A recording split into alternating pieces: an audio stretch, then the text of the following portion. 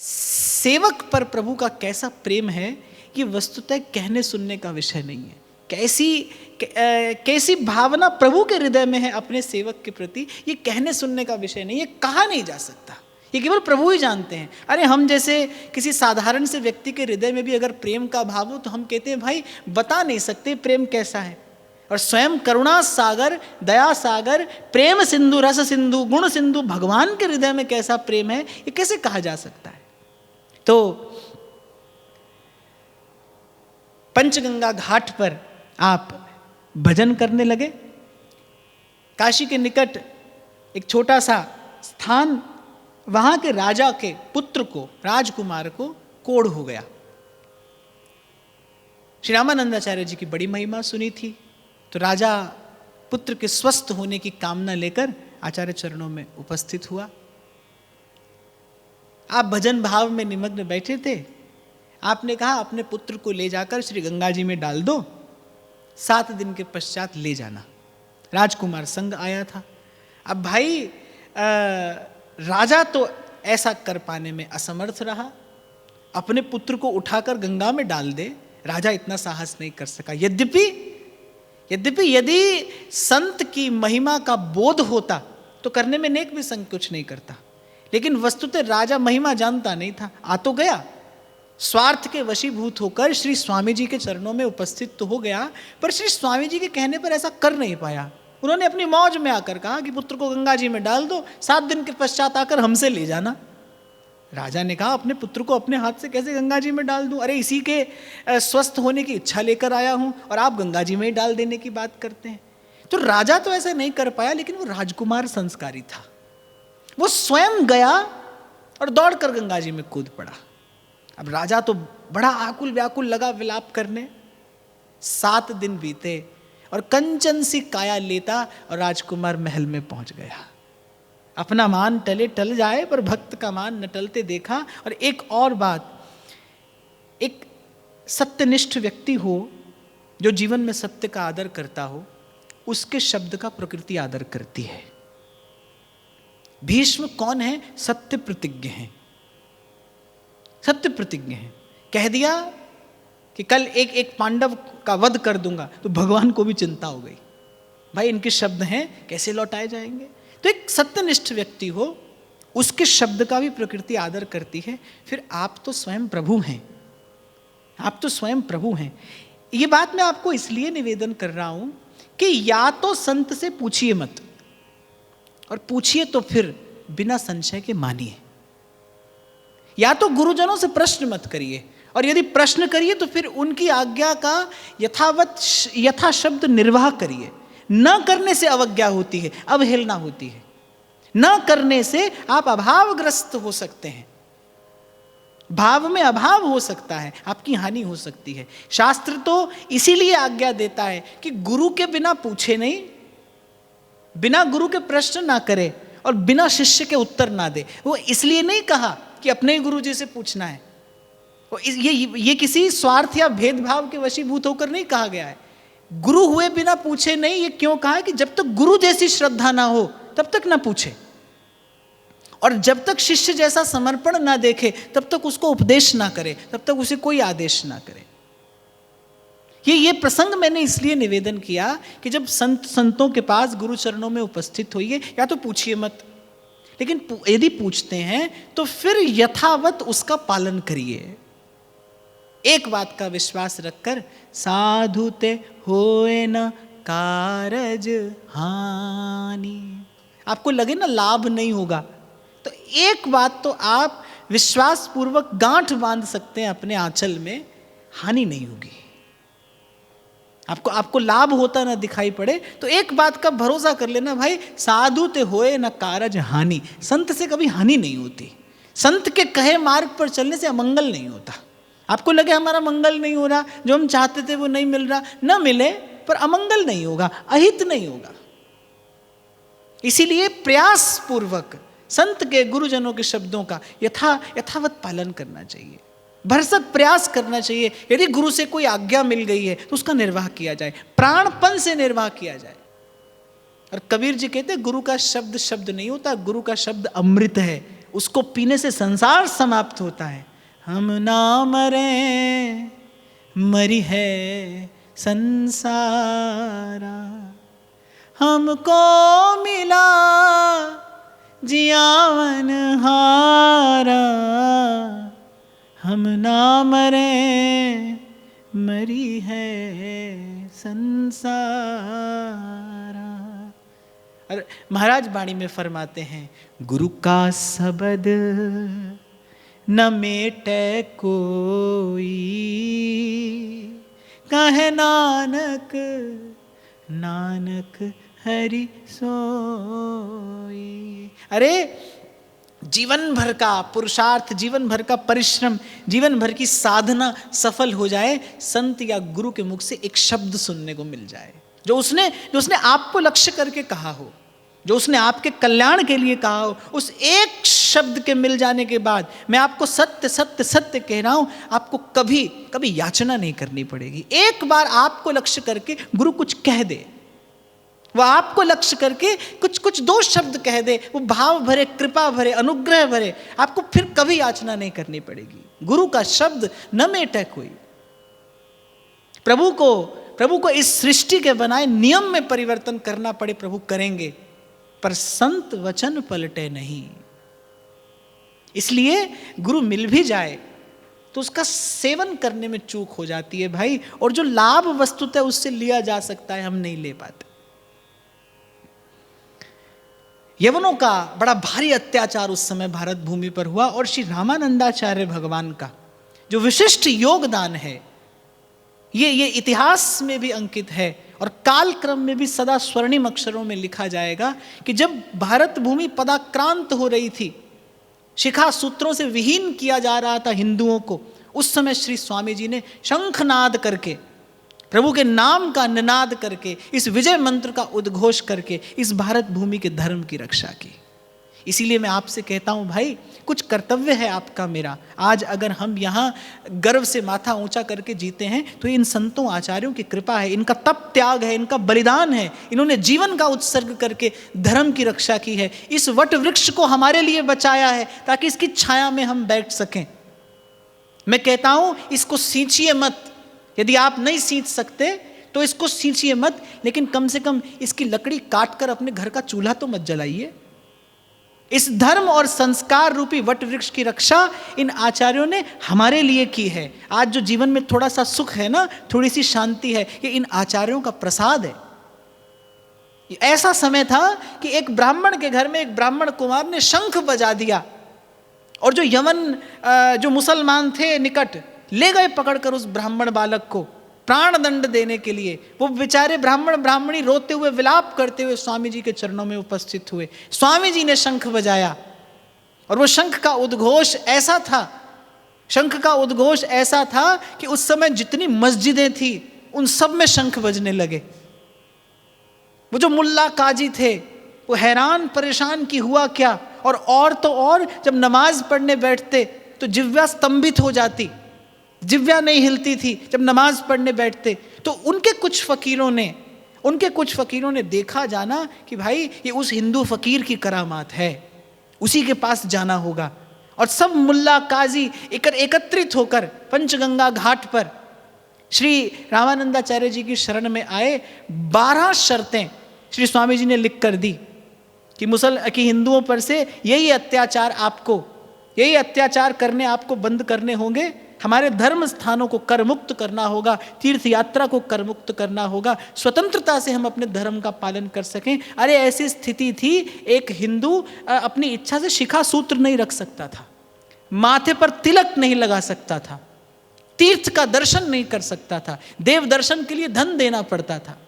ऐसी दुर्दांत परिस्थितियों से ये भारत भूमि पीड़ित हुई है, पदाक्रांत हुई है। म्लेच्छों ने कैसे कैसे अत्याचार नहीं किए। अरे जो आप पुराणों में कथाओं में पढ़ते हैं, वो रावण और कंस के अत्याचार, वो हिरण्यकश्यप के अत्याचार, वो इस युग में भी हुए।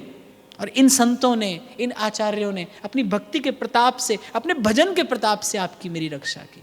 इसलिए बड़ी विनम्रता पूर्वक मैं आपको कहता हूं कि धर्म का वट वृक्ष जिसकी छाया में हम बैठे हैं, अपने अपने प्राणों से सींचा है उसे आचार्यों ने, उत्सर्ग करके अपने प्राणों का हमारे लिए इसे सहेज कर बचा कर रखा है।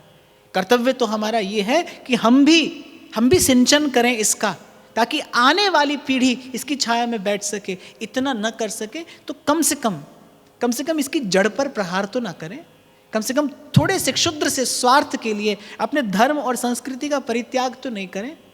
और भाई मेरा तो विश्वास है इस सिद्धांत में कि सुख का मूल धर्म है। धर्म के अतिरिक्त मनुष्य कभी कहीं सुखी नहीं हो सकता। यतो धर्मस् ततो जयः, जहां धर्म है वहीं जीवन की जय है, अन्यथा पराजय है। अन्यथा इसी प्रकार पग पग पर प्रकृति धूल चटाती रहेगी। देखिए इस शताब्दी में क्या हुआ। हमने विकास के नाम पर क्या किया, और प्रकृति ने एक पल में सब धराशायी कर दिया। एक पल में एक नन्हा सा विषाणु उसने सारे विश्व की उस तथाकथित विकसित तकनीक को अपने सामने घुटने टेकने पर विवश कर दिया।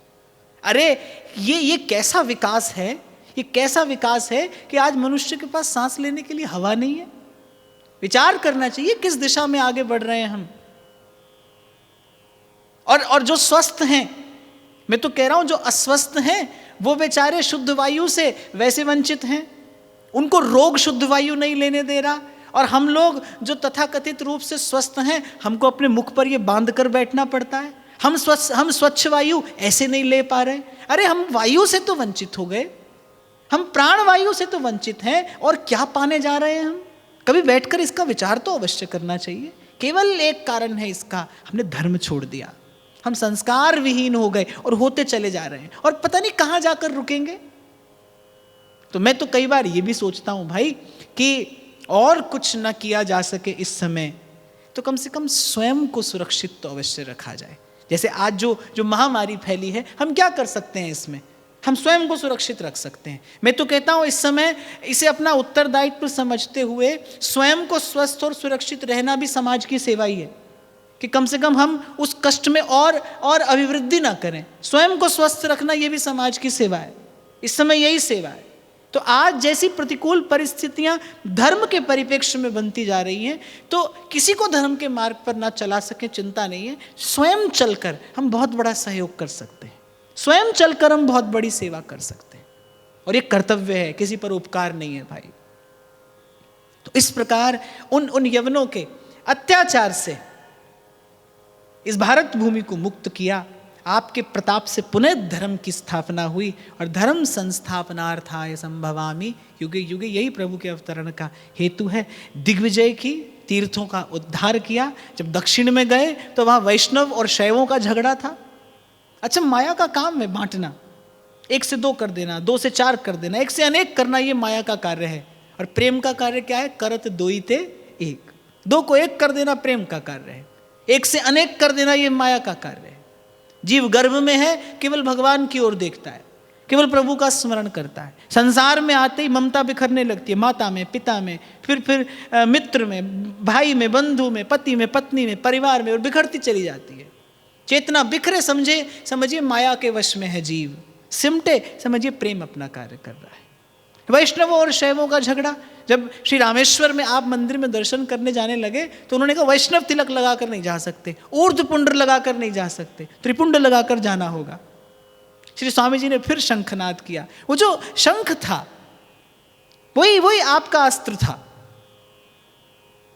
उसी के उद्घोष से आपने सोए जीव को जगाया, उसी के उद्घोष से आपने माया के प्रभाव को निस्तेज किया, उसी के उद्घोष से उस विजय मंत्र का डिमडिम घोष किया, और इस भारत भूमि को फिर से उसी धर्म की शीतल छाया प्रदान की।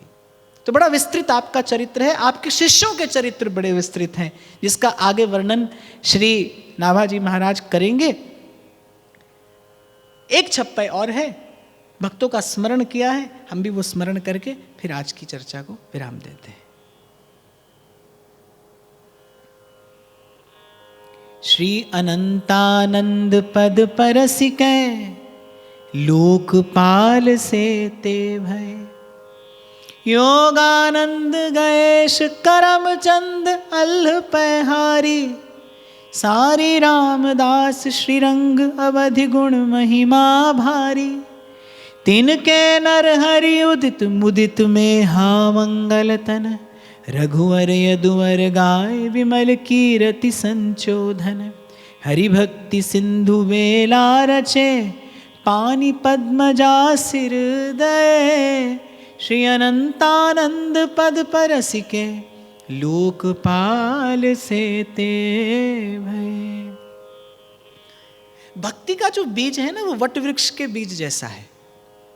आपने प्राचीन यदि वट वृक्ष का दर्शन किया हो तो वो अपना विस्तार फिर करता ही रहता है, एक से अनेक वो होता चला जाता है। तो भक्ति का बीज भी ऐसा ही है। एक दीप संत किसी हृदय में जलाता है, फिर उस दीप से कहीं और दीप जलता है, और इस प्रकार दीप से दीप जलता चला जाता है। तो श्री रामानंदाचार्य जी के एक परम प्रतापी शिष्य हुए श्री अनंतानंद जी, श्री भक्तमालकार उन्हें श्री ब्रह्मा जी का प्रकट स्वरूप बताते हैं। उनके योगानंद गयेश करमचंद अल्ल श्री कृष्णदास पैहारी जी, ये बड़े प्रतापी हुए। इनके चरित्र का विस्तार से वर्णन श्री नाभा जी ने किया है, कल हम इनके चरित्र का चिंतन करेंगे। सारी रामदास श्रीरंग आदि, इनके लिए कहा है अवधि गुण महिमा भारी। इन सब का स्मरण किया है श्री भक्तमालकार ने, तो निश्चय ही इन सब भक्तों ने लोक मंगल का बड़ा भारी कार्य किया। 10 दिशाओं में जाकर प्रभु के नाम का जय जयकार किया, मंगल दीप जलाए और कलिमल ग्रसित जीवों का पाप ताप से उद्धार किया। पर इनमें एक श्रीरंग जी के चरित्र का श्री प्रियादास जी विशेषता पूर्वक वर्णन करते हैं।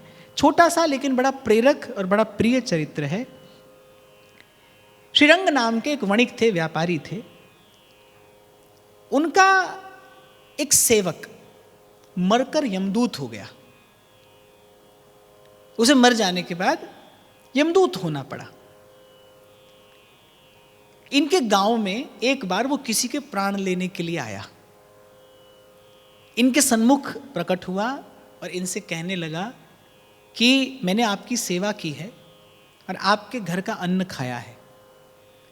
मरने के बाद मेरी यही गति हुई कि मुझे यमराज के यहाँ यमदूत होना पड़ा। आप देखिए, आपके सन्मुख एक व्यक्ति अपना कार्य कर रहा है और पूर्ण रूप से स्वस्थ है, मैं उसके प्राण लेने के लिए आया हूँ। तो श्री रंग जी ने पूछा कि व्यक्ति तो पूर्ण रूप में स्वस्थ है, तुम कैसे उसके प्राण लेकर जाओगे? बोले उसके निकट देखिए एक बैल घास चर रहा है, मैं उसके सींग पर बैठूंगा और उसके प्राण लेकर चले जाऊंगा। उसकी गति ऐसी ही निश्चित की गई है धर्मराज के द्वारा। तो देखते ही देखते एक क्षण में उस बैल के सींग पर वो यमदूत जाकर सवार हुआ और जाने उस बैल के भीतर कैसी प्रतिक्रिया हुई, दौड़ता हुआ आया और उस व्यक्ति के पेट में प्रहार किया, उसके प्राण पखेरु उड़ गए। उसके जीवात्मा को लेकर जा रहा था तो श्री रंग जी से कहने लगा, मैंने आपका अन्न खाया है, जीवन भर आपकी सेवा की है और केवल आपको यही निवेदन करने के लिए दृश्य मैंने दिखाया है कि इतना ही क्षण भंगुर जीवन है, काल फिरो सर सांधे। यानी कौन सी घड़ी? कबीर साहब कहते हैं, धर्म राय जब लेखा मांगे, क्या मुख लेकर जाएगा रे मन, राम सिमर पछताएगा रे मन, राम सिमर पछताएगा। तो कह रहे जिस दिन यमदूत आकर केश पकड़ते हैं वो अनुमति लेकर नहीं आते, मृत्यु अनुमति लेकर नहीं आती। और एक क्षण में ये रचा रचाया बसा बसाया संसार और ये रेत के महल की तरह ढह जाता है। तो उसने कहा कि मैंने आपकी सेवा की है, आप भी केवल धन का अर्जन करने में लगे हैं, कुछ प्रभु का भजन करिए। कहते हैं कि उस दिन से उनको चेत हुआ, सुध आ गई। श्री अनंतानंद जी महाराज से जाकर दीक्षित हुए, राम नाम पंच संस्कार प्राप्त किए और एक सदाचारी वैष्णव का जीवन यापन करने लगे। और फिर भक्ति इतनी बढ़ी, भक्ति का प्रताप इतना बढ़ा कि भक्ति के तेज पुंज हो गए। उनका एक पुत्र था, उसको रात्रि में प्रेत का दर्शन होता था। ये जो श्रीरंग थे, इनके पुत्र को रात्रि में एक प्रेत का दर्शन होता था और वो रात भर आकुल व्याकुल रोता चिल्लाता, भय से ग्रसित, पीड़ा से ग्रसित, नित्य दुर्बल होता जा रहा है, न भोजन की इच्छा है न कुछ। तो अपने पुत्र की जब इन्होंने पीड़ा देखी तो अपने प्रभाव प्रताप से जाना, तो पुत्र ने कहा कि एक प्रेत है जो मुझे रात्रि भर पीड़ित करता है। तो उस प्रेत को आह्वान किए, अपने सन्मुख प्रस्तुत होने के लिए कहा। प्रेत प्रस्तुत हुआ, सन्मुख नहीं आ पाया। उसने कहा कि आपके भजन का तेज ऐसा है कि मैं आपके सन्मुख आने के योग्य नहीं हूँ, मैं आपके सन्मुख आने की सामर्थ्य नहीं रखता हूँ। तो ओठ से प्रेत से वार्ता कर रहे थे। तो संत की साधुता क्या है?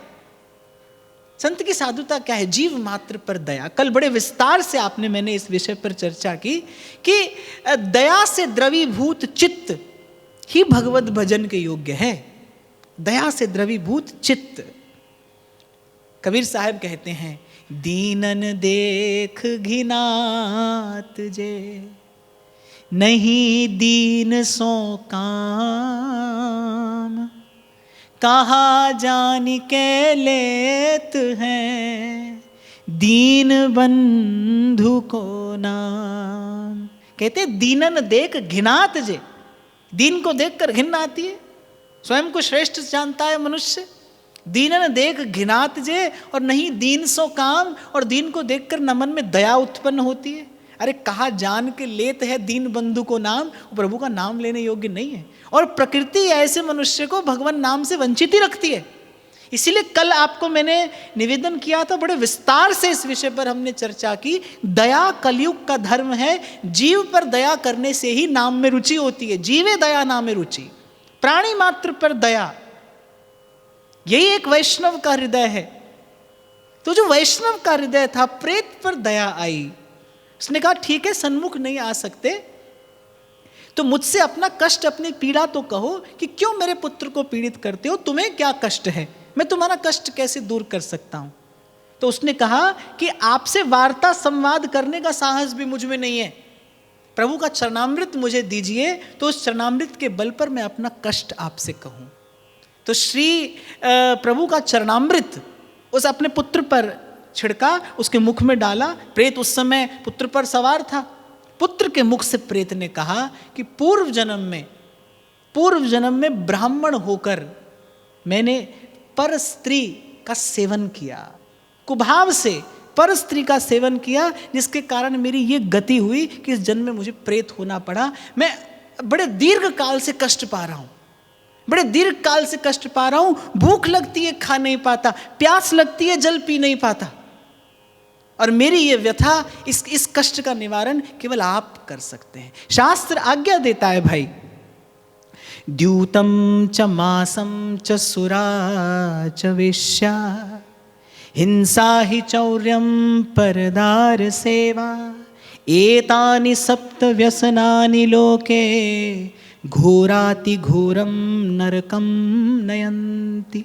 शास्त्र की आज्ञा है, संतों का आदेश है। कहते द्यूतम, सबसे पहले जुआ एक, च मासम अभक्ष्य, द्यूतम च मासम च सुरा मदिरा, च वेश्या।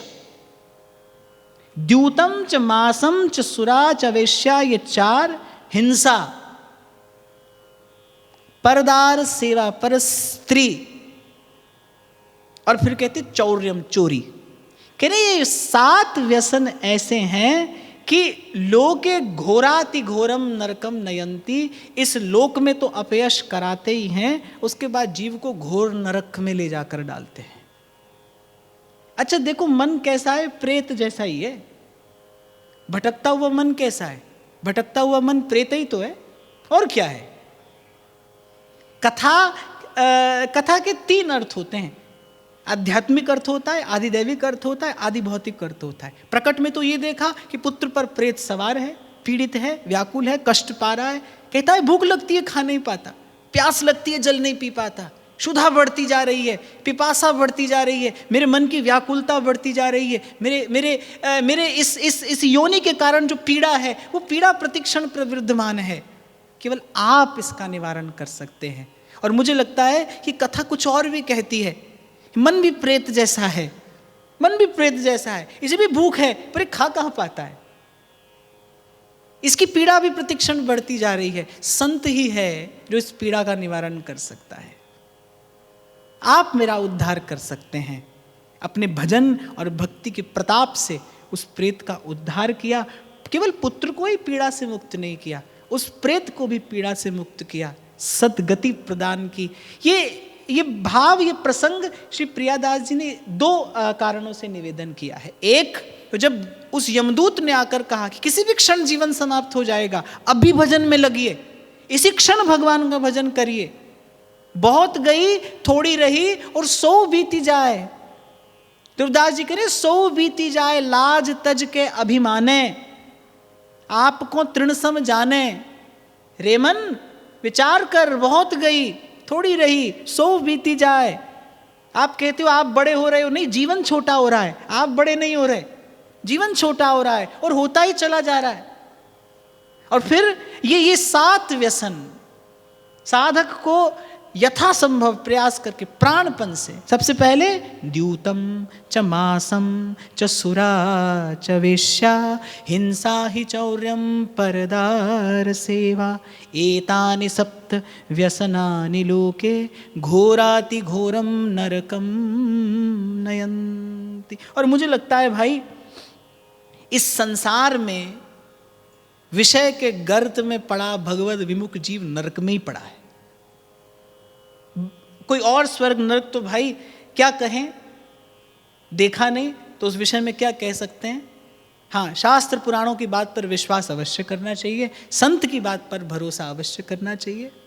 एक बार किसी ने मुझसे कहा कि क्या भूत होते हैं, तो मैंने कहा भाई वैसे तो जो वस्तु देखी ना हो उसके लिए बड़े विश्वास से कैसे कहा जाए, पर गीता में भगवान कहते हैं कि भूतों को भजने वाला भूतों को पाता है।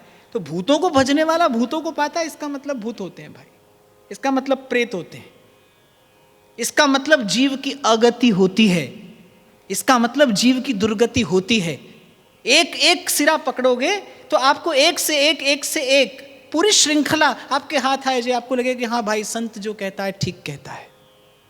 ऐसी गति जीव की होती है, ऐसे ही जीव पीड़ा पाता है, अनंत काल तक पीड़ा पाता है, कष्ट पाता है, भगवान से विमुख रहता है। और इस जीवन में मैं कहता हूं जो प्रभु से विमुख विषय और वासना के गर्त में पड़ा है, वो भी नरक में ही पड़ा है, वो भी नरकगामी है, वो भी नरक ही भोग रहा है, यहां पर वो भी नरक भोग रहा है। तो साधक को यथासंभव प्रयास करके इन 7 व्यसनों से स्वयं को बचाकर ही रखना चाहिए। प्राण की बाजी लगाकर भी अपने भजन की रक्षा करनी चाहिए भाई। जय पत राख है धर्म की, तई राख है करतार, धर्मो रक्षति रक्षितः। चर्चा कहीं भी आरंभ करें पर आएगी यही भाई, धर्म की छांव में ही सुख है। इसी बात का चिंतन और विचार करते हुए, प्रभु की ओर देखते हुए संभल संभल के पग धरना है, आगे बढ़ना है। कल श्री पैहारी जी के चरित्र का हम लोग चिंतन करेंगे, स्मरण करेंगे। आज का भाव यही आप सबके हृदयस्थ प्रेम प्रभु को निवेदन करते हुए प्रणाम।